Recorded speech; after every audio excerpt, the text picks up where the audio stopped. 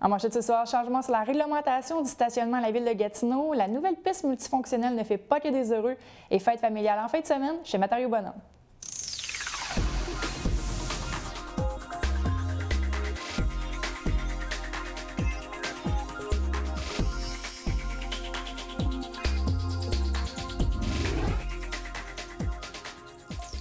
Bonsoir, mon nom est Josiane Hardy, bienvenue à cette nouvelle édition d'InfoMag.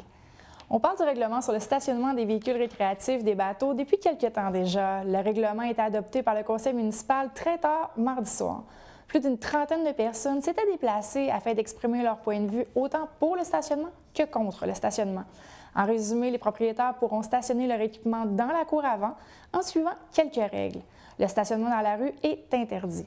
C'est avec un vote très serré de 10 contre 8 que le tout s'est déroulé. Avec les modifications de zonage, le changement sera applicable qu'à partir du 28 septembre prochain. Les gens pourront stationner leur VR dans la cour avant de leur résidence s'ils se trouvent à 3 mètres du bord du trottoir. Un dossier à suivre. On vous en parle depuis quelques temps déjà, une piste multifonctionnelle sera construite. Buckingham et Masson-Angers seront ainsi interreliés par cette piste qui servira, oui, en tant que piste cyclable, mais également pour le ski de fond l'hiver, la raquette et une panoplie d'autres sports. Mais cette piste a bien failli être mise de côté. Lors de l'adoption du budget au mois de décembre dernier, je vous rappelle que le projet avait été mis dans la liste officielle, mais le tout devait être approuvé au conseil municipal, chose qui a été faite lors de la dernière séance, avec un vote très serré.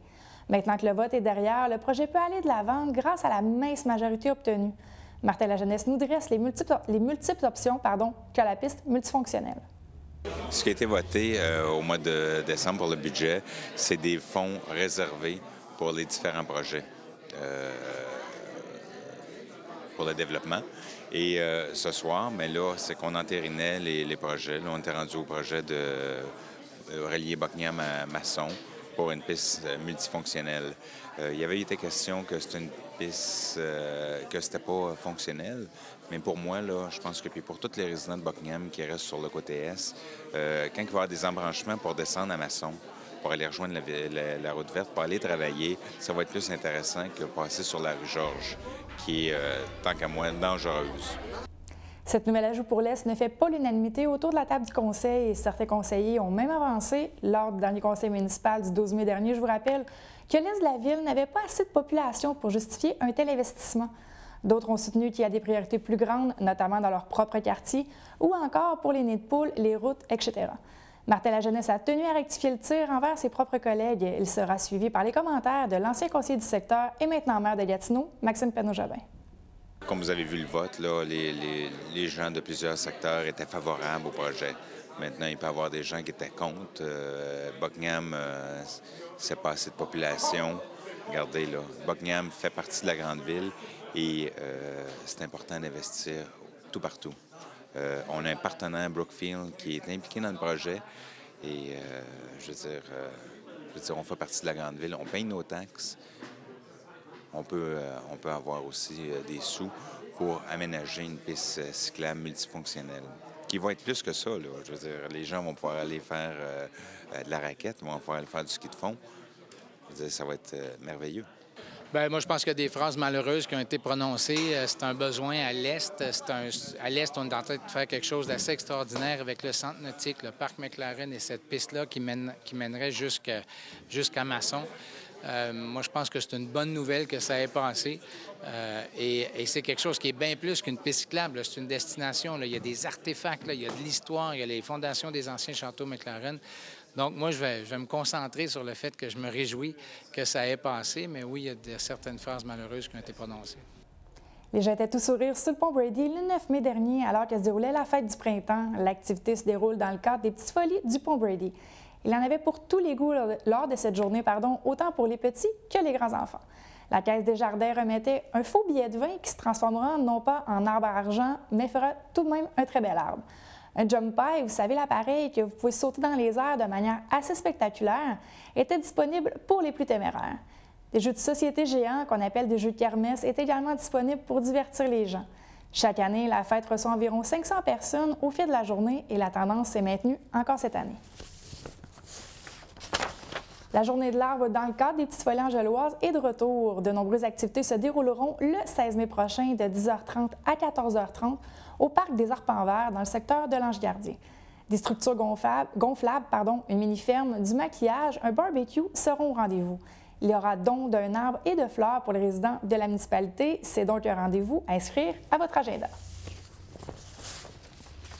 Grande fête familiale le 16 mai prochain chez Matériaux Bonhomme. Au mois de mars dernier, je vous mentionnais les nombreuses rénovations effectuées dans le magasin.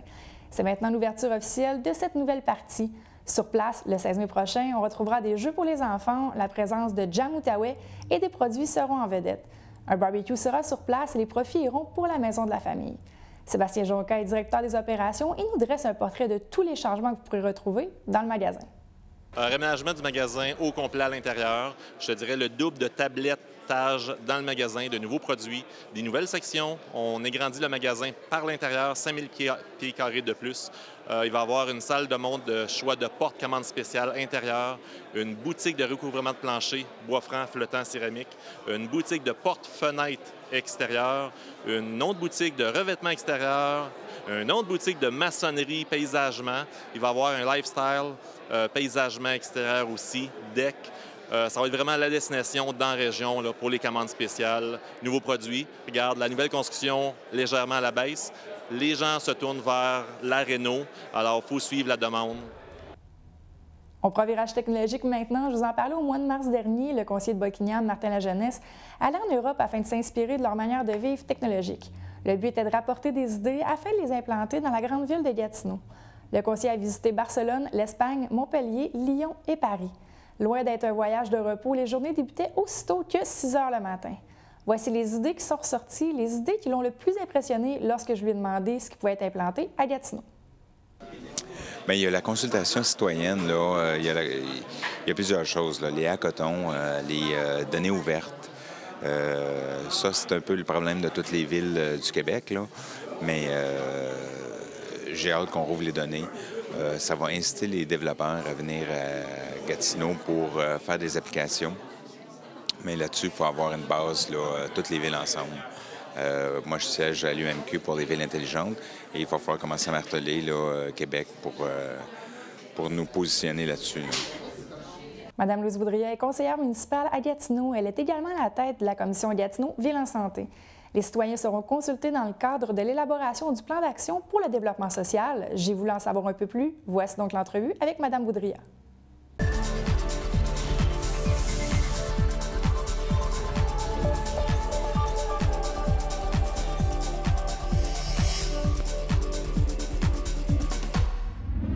Madame Louise Boudria, qui est présidente de la commission Gatineau Ville en santé. Bonsoir. Bonsoir. On est ici pour parler du plan d'action 2016-2018 de la politique de développement social. Mais j'aurais le goût de vous poser comme première question, qu'est-ce que le développement social? Qu'est-ce que le développement social? Vous savez, je vais peut-être commencer en entrée de jeu par dire le rôle d'une ville envers ses citoyens, ce n'est pas uniquement de paver des rues, puis de réparer des trottoirs, puis des nids de poules, puis tout ça. Et c'est là que vient qu'on a un rôle aussi social. Alors, de faire du développement social dans une municipalité, dans une ville comme Gatineau, c'est de donner la parole aux citoyens et de faire des actions et de mettre sur place des activités et des services qui vont venir améliorer la qualité de vie des citoyens. Alors, c'est ça de faire du développement social. Alors, qu'on parle, je peux vous donner un exemple d'association de quartier. Une association de quartier vient regrouper des gens et donne une voix aux citoyens. Et par la politique de développement social, c'est on veut justement leur donner cette voix-là pour que tout le monde puisse se faire entendre. Souvent, les gens ont l'impression qu'ils sont loin de la politique ou qu'ils sont loin de pouvoir faire des actions pour donner des messages. Alors, une politique de développement social va permettre à ces gens-là d'avoir cette voix-là. Alors, on va consulter les gens. Nous sommes où les gens sont. Alors, dans leur communauté, dans leur quartier. Alors, c'est de développer un ensemble de services. On a choisi 6 orientations sur lesquelles on travaille. Et c'est de parler à ces gens-là, de valider quels sont leurs besoins et d'offrir les services qui répondent précisément aux besoins des citoyens. Ça va être la deuxième édition, je vais dire ça comme ça, du plan d'action pour le développement social. Je veux qu'on fasse un petit historique. Est-ce que c'est une demande des citoyens de créer quelque chose comme ça? C'est oui une demande des citoyens qui vient peut-être par différents regroupements. Vous savez que le tout découle d'une commission qui est la commission Gatineau-Ville-en-Santé, qui est la plus vieille commission à la ville de Gatineau, alors qui existait avant Gatineau, là, alors qui est issue de la ville de Hull. Et autour de la table de la commission Gatineau-Ville-en-Santé, c'est un ensemble de partenaires. Alors, on va retrouver autant les gens du transport, de l'éducation, de la santé autour de cette table-là. Et c'est vraiment issu de cette table-là où on s'est dit, bon, il y a des besoins, il faut être plus près de la population, il faut être capable d'avoir une offre de service qui répond aux besoins des citoyens. Comment on va le faire? Et c'est là que les gens ont commencé à travailler à une politique. Mais c'est vraiment et avant tout, ce n'est pas uniquement issu de la ville de Gatineau. Là. Oui, on assure le leadership dans tout ça, mais c'est vraiment en travaillant avec l'ensemble des partenaires. C'est comme ça qu'on voit vraiment qu'on est capable de déterminer quels sont les besoins. Alors, il y a eu la première politique. Maintenant, on est rendu à en faire l'analyse pour voir à quoi on va répondre dans la deuxième vague de cette politique-là. Et là, vous promenez partout sur le territoire de Gatineau, justement, pour aller voir les citoyens, aller voir les groupes, les regroupements, les associations. Vous allez être à Buckingham le 20 mai prochain. À quoi qu'on peut s'attendre comme réunion? Les gens, on leur présente, premièrement, la politique. Alors, on explique, là, en gros, la politique. On leur présente aussi des exemples de plein d'interventions qui ont été faites avec cette politique-là. On demande aux gens, est-ce que vous avez été témoin d'activités qui ont été faites dans le cadre de cette politique-là? Est-ce que pour vous, ça a eu un impact significatif, positif dans votre vie? Alors là, les gens ont la chance de s'exprimer, de dire, ben oui, on l'a vu, puis voici les côtés positifs. Les côtés négatifs aussi, parce que si on veut s'améliorer, c'est important de voir les deux côtés. Alors, et tenter d'avoir la prochaine politique qui ressemble encore plus et qui est le plus près des gens. Et les gens ont le temps de s'exprimer. Il y a des tables rondes. Et même, j'invite, parce que souvent, des fois, c'est pas possible pour les gens. C'est une journée qu'on est ici à Buckingham. C'est pas toujours facile pour les gens de s'y rendre, mais par le site Internet, ils ont accès aux documents d'information. Ils ont aussi accès au cahier du participant. Il y a des questions précises. Ils peuvent répondre aux questions et envoyer le tout à la ville. L'importance de la mobilisation des gens, comme vous l'avez dit souvent, les gens ne se sentent pas interpellés, je suis loin de la politique. Mais là, je vous laisse la chance, je vous laisse le micro, si vous me faites expression. L'importance de la mobilisation des gens dans un plan d'action comme ça. Écoutez, on vient faire la différence dans la vie des gens. Et c'est pour ça que c'est si important que ces gens-là s'impliquent. Parce que souvent, il y a des besoins qui sont spécifiques à certains quartiers. Ce n'est pas tous les quartiers de la grande ville de Gatineau qui ont les mêmes besoins, qui ont le même... On a fait un portrait des communautés où ça l'explique aussi dans chacune des communautés, on y retrouve quoi, on retrouve quel genre de personnes, quel genre de besoins. Alors, ces gens-là ont la chance d'exprimer ce qu'ils veulent et même de faire des actions parce que il y a du financement qui vient avec une politique. Alors, c'est intéressant aussi. Juste à titre d'exemple, l'an passé, c'est plus d'1 million de dollars qu'on a donné à 46 organismes sur le terrain. Et c'est des organismes qui voulaient mettre en place des services, qui voulaient faire des actions et qui avaient besoin de financement. Et la Ville de Gatineau, on est capable de les aider.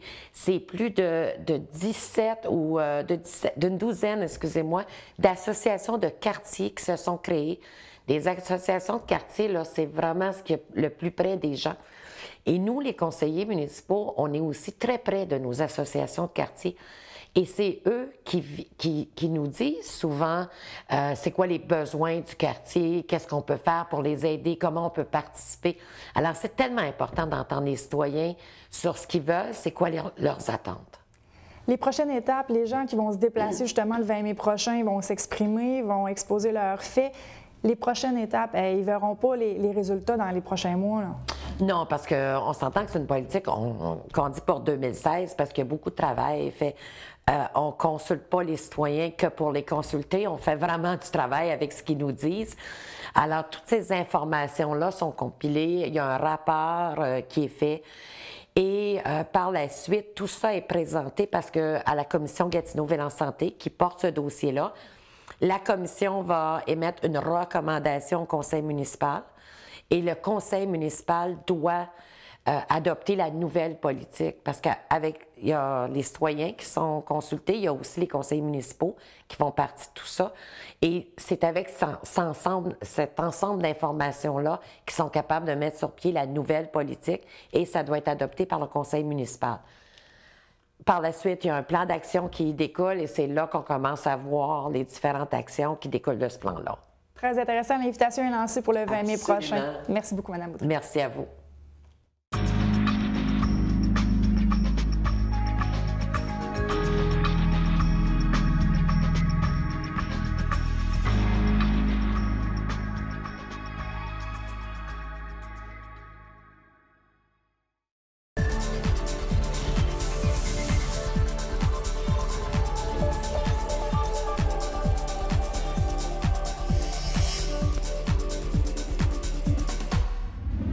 C'est l'heure des sports comme à tous les jeudis avec François. François, bonsoir. Bonsoir, Josiane. On commence en football ce soir. Oui, effectivement, ça a passé un peu inaperçu avec toutes les séries éliminatoires de hockey, mais c'était le repêchage de la Ligue canadienne de football.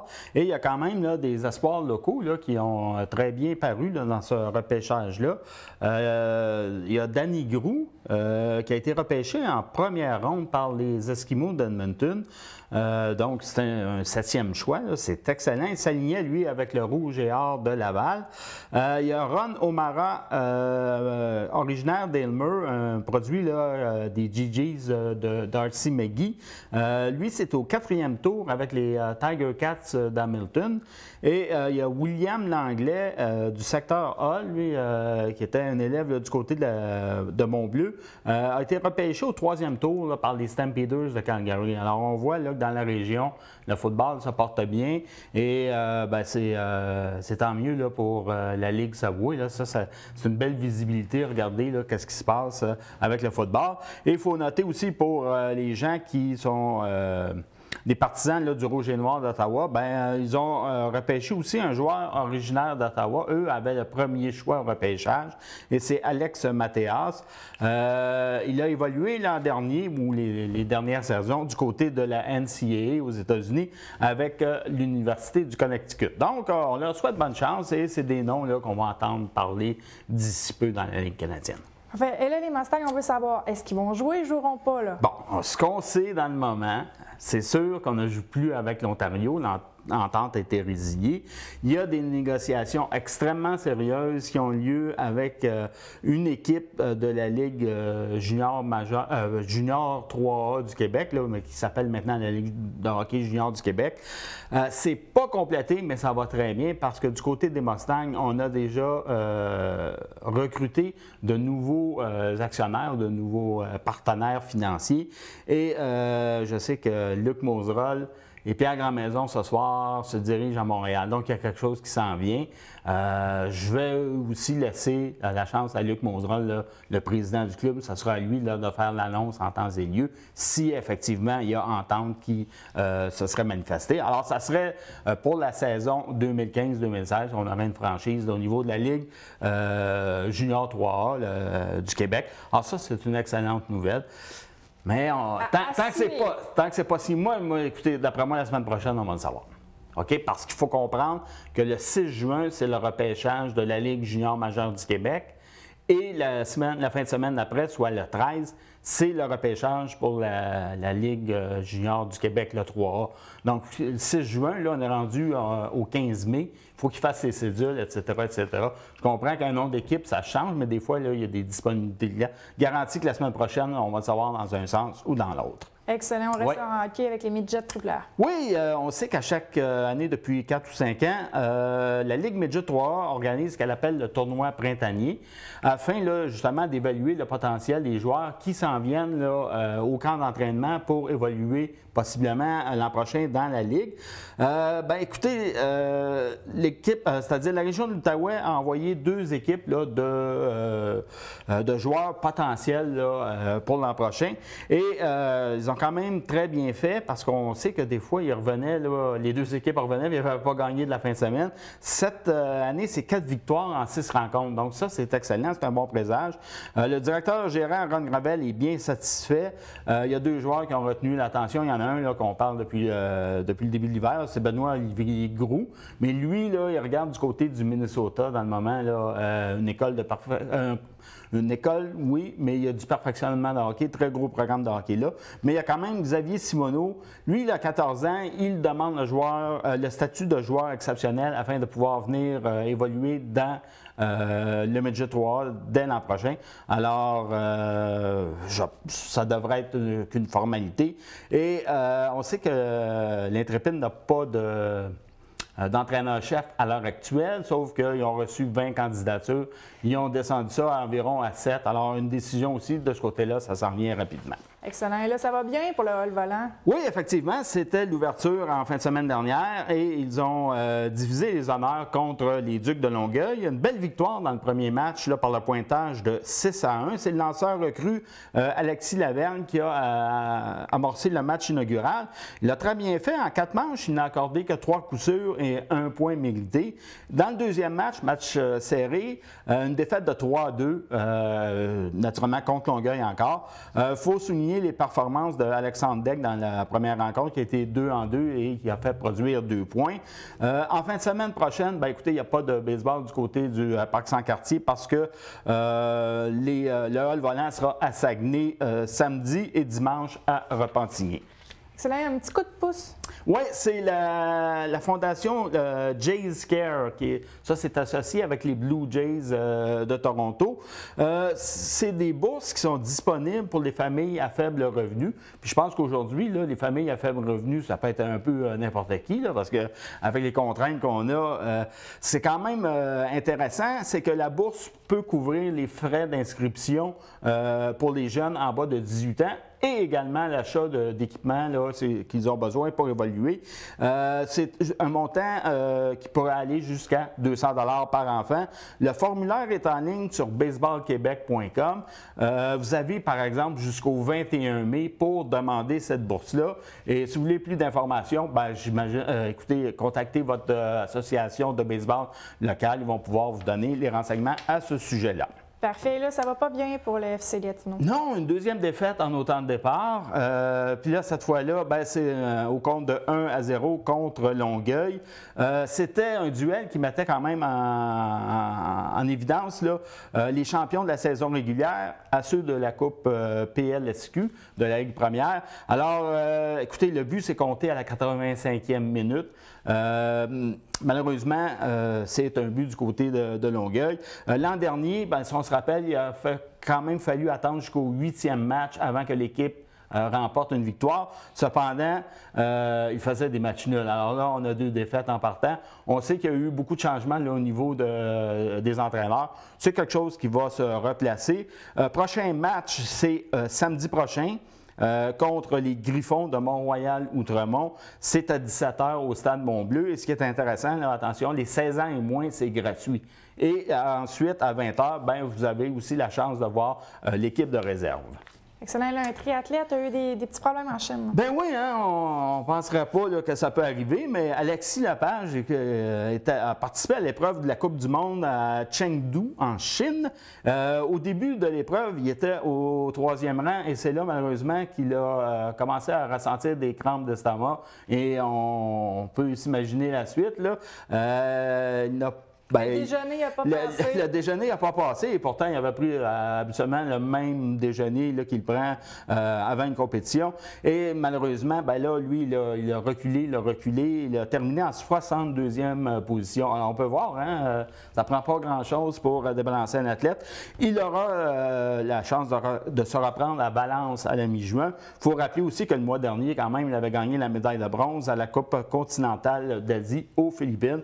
Alors, on lui souhaite la meilleure des chances et des bonnes bananes au déjeuner pour ce cher Alexis. On s'en va en natation maintenant. Oui, c'est Marc-Olivier Caron qui s'alignait avec les Griffons du cégep de l'Outaouais. Cet athlète de 19 ans-là, lui, ce qui va lui arriver ou ce qui risque de lui arriver, c'est de s'aligner avec les Spartans de l'Université de Tampa. C'est quand même pas rien. Ben, c'est quand même pas rien. Et on sait que la tradition maintenant de cette ville, une ville de champions, n'est-ce pas, Tampa Bay? Alors, on lui souhaite la meilleure des chances. On sait que c'est extrêmement difficile de se qualifier là, pour aller justement dans des universités américaines parce que au niveau là, de la qualité d'athlète qu'il a. Alors, c'est quand même une très belle chance pour lui. Et on lui souhaite de se tailler une place avec l'équipe. Dans cette Ligue de champions. Oui. Et là, on s'en va au Gala Loisirs Sport Outaouais. Oui, effectivement, ça va être le 25e gala. Ça va avoir lieu le 10 juin prochain à la Maison du Citoyen. Il y a 80 finalistes dans une dizaine de catégories. Écoutez, il s'agit de se procurer des billets avant le 5 juin prochain. Naturellement, je ne peux pas, là, 80 noms, là, je ne peux pas vous en donner, mais je vais juste vous donner athlète féminine par excellence de niveau national. Alors, regardez là, comment c'est une belle brochette. Camélie Boisvenu en karaté, Ariane Bonhomme en cycliste, Sophie Carrier-Leforte en ski de fond, Roxane Côté, Madison McKenzie, Catherine Stewart-Jones et Natasha Watcham Roy en rugby. Alors, on voit, là, il y a des athlètes, là, des athlètes olympiques là-dedans. Donc, ça va être extrêmement intéressant. Du côté des hommes, c'est la même chose. Il y a Dustin Cook, François Brassard qui sont en nomination et beaucoup d'autres. Alors, écoutez, le 10 juin prochain, on se procure les billets avant le 5 juin. Le 25e Gala Loisirs Sport Outaouais. Parfait, c'est à l'agenda. Le défi par la voie. Oui. On sait que le défi Pierre Lavoie, c'est une course, là, on peut dire, de participation entre Montréal et Québec. Il y a 4000 élèves de la province qui ont pris part à cela là, en fin de semaine dernière. Et justement, là, du côté de l'Outaouais, on dit au début, il y a 4 ans, lorsqu'on a commencé, on envoyait un autobus. Et cette année, bien, on a rempli 3 autobus. Alors, on voit que ça grandit. Et les élèves bien, s'entraînaient depuis le mois de février.